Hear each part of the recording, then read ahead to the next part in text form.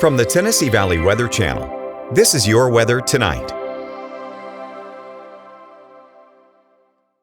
Still dry as we head through tonight. Looks like we're going to be cooling down just a little bit as expected, right? I think our lows probably going to bottom out somewhere in the lower 50s, upper 40s, that kind of range across the area. Notice that wind, though, really picking up as we head over the next 12 to 24 hours. I think that's going to be the big story as we get closer and closer to this more impactful system.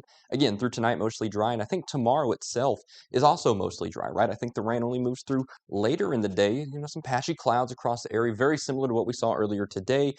Only difference is we're going to be seeing those temperatures again back in the 60s by the afternoon.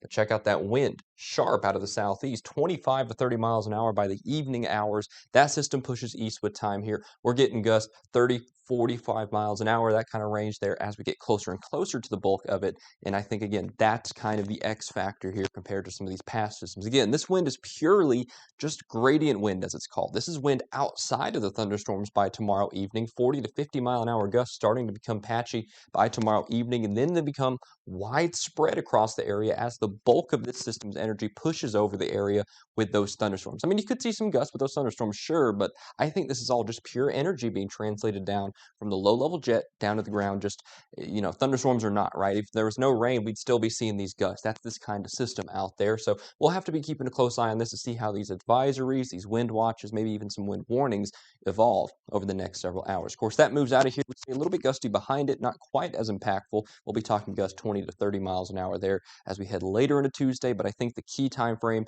late Monday night into the early hours of Tuesday morning. So we'll keep a very, very close eye on that, see how that evolves.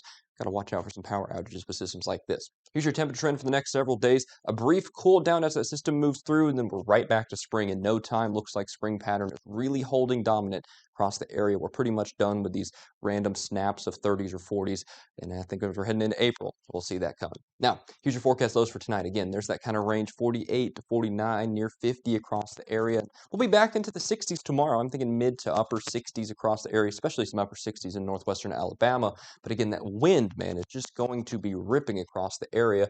Again, that's going to be late Monday night into Tuesday morning. And then we're actually pretty much clear for the rest of the week. After the system moves through, which they'll be kind of moving out those rain showers and storms through about Tuesday afternoon. And then beyond that, looks like as good as can be expected. I think we have some great weather to look forward to behind it, but let's just go ahead and keep a very close eye on this windy next several days, especially with these thunderstorms through tomorrow night.